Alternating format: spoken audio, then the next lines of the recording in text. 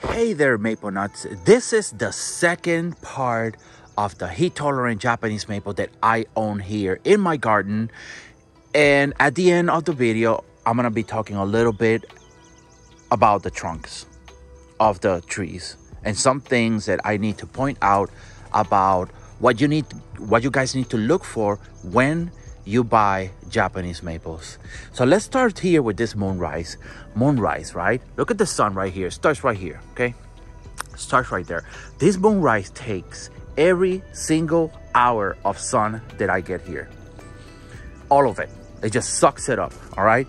It's looking, for the most part, it's looking pretty fantastic, guys. Now, keep in mind, it doesn't look as beautiful as some of y'all Japanese maples, because some of y'all live in zone 6, 5, 4, and you guys are still having some of those spring colors, those red tips on at the end of the branches, and some of that kind of like peach coloration on the leaf and all that stuff. I don't. It's really hot here.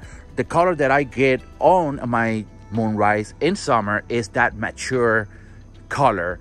That's the whole color that I get on my tree during summer, and I'm okay with it. Like I said, for the most part, this tree is doing fantastic. This is the only Acer Shirosaurinum that I have that is able to handle sun like this, okay?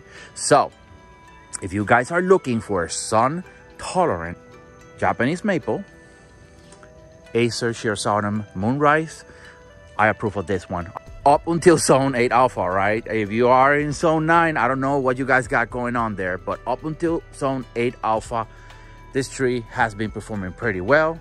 I have my Shishikashira here. Shishikashira, for the most part, is doing pretty well as well. Look at that. Just putting some nice dark green colors. It does have a little bit of sunburn, right? Where the sun actually hits the most, right here, right there. But the rest of the tree looks awesome. What am I gonna do about this tree? Nothing. I'm just gonna leave it there. That's normal, guys. That is it. Trees are a living thing, all right, and they all have their limits. This is my Shishikashira's limit, all right? So it's gonna stay there. What am I doing in order to fight the heat? Is I'm watering more often, guys. Seriously, I'm watering right now. It is in the 97 range there, and it feels in the hundreds. What I'm doing right now is I'm watering every day in the morning. Like right after this video, I'm gonna give it a little water here and there, and then that's it, right? Orangeola, look at that. Look at those bronze colors, guys. Look at that. Right? It was red. Now it's turning into kind of like a bronze color. Now, there's one thing I'm puzzled about this tree. This tree has remained in full sun since I got it early spring. This one I got even before all the trees leaf out. I got it, it was just a branch, right? But this one leafed out red and then immediately turned into dark green. I had this tree in full sun. So I really don't know what's up with that. A lot of people keep telling me that Orangeolas will turn green in full sun. This one didn't.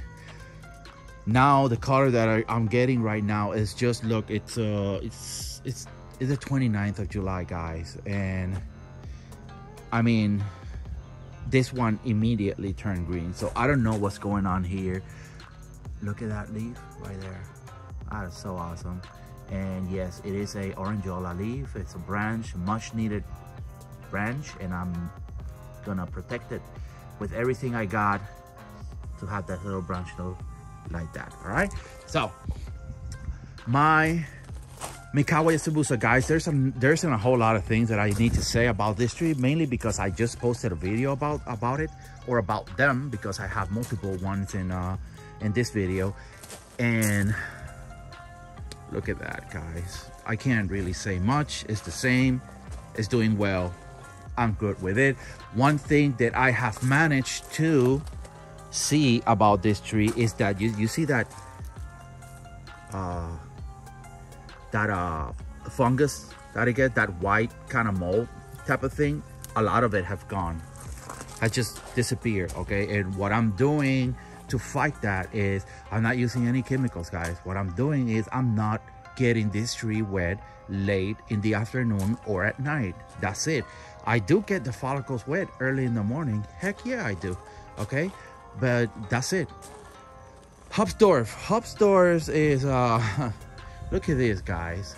Hufdorf is the only tree that I own that the second flush, the one at summer, doesn't get burned.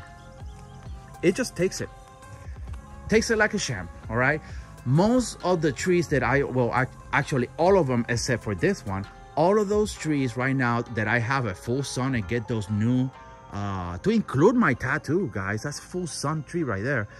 The new growth, as soon as that sun hits it, it just gets decimated by the sun, and it is normal, and I'm okay with that. They're baby leaves. They're not as resilient as mature leaves, so the sun just immediately just roasts those in a heartbeat. All right, so check this out, guys. Boom. Let me give you a zoom of that. This is just magnificent, guys. Check that out. Check these tips right here. I think this is the part that I like the most about this tree are those pink tips, right? Look at that. I like the shape too. This tree has slowly started working its way up to my top 5 Japanese maples, guys. I want to say that this tree right now, it gotta be like number 3. All right. Mikawa sabusa will always be king, guys. It will always, and I think that my Mikawa sabusa will always remain at number 1 spot. But Kurohime was second, and I think that Kurohime is about to get replaced by Hufdorf. My bloodgood is doing wonderful, guys, and it's mainly because it's in the ground, guys. Trees that are in the ground are more resilient, are more resistant to heat, to cold, to everything, because they are in the floor. That's it. There's no other way to look at it, all right? We cannot mimic the microbiology that you're gonna find in the soil in a pot. We can't. Of course, there is some sort of microbiology working in a pot. I got it. Can you up that microbiology? Yes, you can do that. Throw a little bit of compost there and you can up that microbiology significantly. But still, we're not gonna be able to ever mimic what you find in the soil, guys. You can kill the microbiology in the soil. Let's say I kill all that section with like an insecticide or something like that, right? The microbiology from the other area is just gonna work its way in, right back in, guys, right back in and do the work. With a pot, things are different, guys. We are containing the root ball to a pot and it takes longer. So let's go ahead and talk a little bit about tree trunks, right? And obviously I picked the wrong time again. Now the sprinklers are on. There's always something, guys. Palm trees. Let's just I'm using palm trees, and I'm apologize that I'm changing the subject, but I really am not. All right. I'm just using this as an example. Last year, beginning of last year, I purchased 4 palm trees. There were all 4 of them were that size. What do you notice here? Right? As I go further towards the back, those palm trees get larger and larger. And I'm gonna tell you why. My son goes from here, it does like that, right? And it sets down there somewhere, okay? At some point throughout the day, my house gives shade to those palm trees. And the further we move, the less shade it gets. This one gets full sun, guys, completely. It just sucks it up all day. This one gets a tiny little bit of shade. And then those 2 back there, after 2-3 p.m., they're not getting any sun. In summer, in winter, after 1:30 or 2 p.m., these trees are not getting any sun anymore. What that does is it stretches the palm tree. That's the reaction right there. What the palm tree is doing is giving a lot of vertical growth. Naturally, what the palm tree wants is sun. All right, they're looking for that light. So they just push a lot of like vertical growth, and you sacrifice some of the lateral growth. This one, however, is the smallest palm tree that I got. And if I were to measure the trunks, look at how skinny that is, right? Check that out, boom, right? Which palm tree do you think is gonna make the best palm tree of all of them? You guessed it, right there, okay? This palm tree is gonna be more resilient. This palm tree is gonna take a lot of more wind. We get hurricanes here. We get tornadoes around. This tree is gonna be able to handle a lot more than the ones back there. Now, does that happen to Japanese maples? Let's show you. Look at my baby, right? It is a magnificent looking tree. Shape, amazing. Color, amazing. It's like it gets all the checks, right? When I look at this tree, I'm not only looking at that, I'm also looking at the thickness of the trunk. Usually when I buy a Japanese maple, if I were to have two Japanese maple and one is taller than the other, the one thing that I take in consideration is the thickness of the trunk, guys. I will always take the thickest trunk. The thicker the trunk is, the better it is. That's what she said. But what I'm trying to tell you guys is that the thicker the trunk, the more resilient your plant is. Look at this other tree right here. Look at how big it is, right? It got a good 6.5 feet at the tip right there. Look at the trunk, guys, right? Look at that. It doesn't, I don't think it got 2 inches of thickness, right? Tall tree. It looks wonderful, by the way. But a lot of people, they just don't see this, right? They just become blind by the tree height, and they disregard the problems that they may encounter further down the road. Look at this tree, however. This tree is about let's just say about 4.5 feet at the very tip. Check this out. What do you guys see right there, right? It's a way shorter trunk and it's thicker, guys. Check that out. 2 inches, double. That's double that.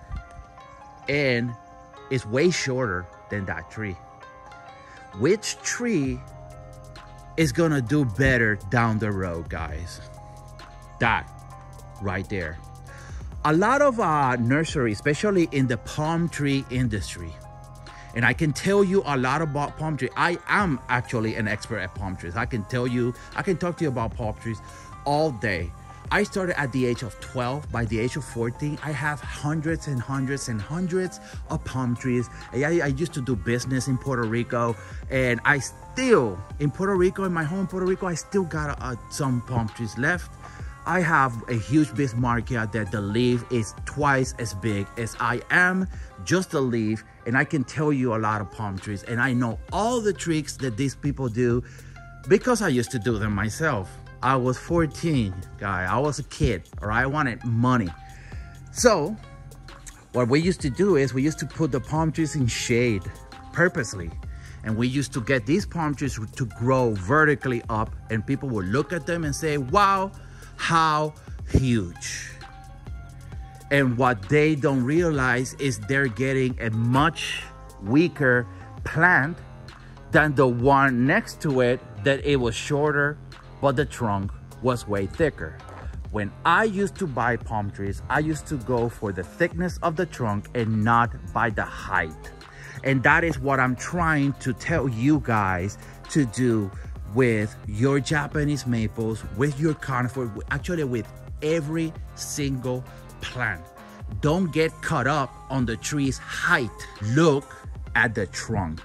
The thicker the trunk, the better it is, guys. If you see two plants and you see one that is super long, super skinny, and one shorter, thicker trunk, better structure, more lateral growth, go for the smaller plant. You will appreciate it down the road, okay? Check this one out. Boom. This one is even thicker than the other one. Check that out, guys. Boom, right? This is a healthier plant. This plant will take more wind. It will take a lot more than that one right there, or that one right there, or my baby right there. It'll take a lot more. So guys, I talked to you about Moonrise. I got you Shishikashira, Orangeola, Hufdorf, Mikawa. And as a bonus, I talk a little bit about trunk structure, guys.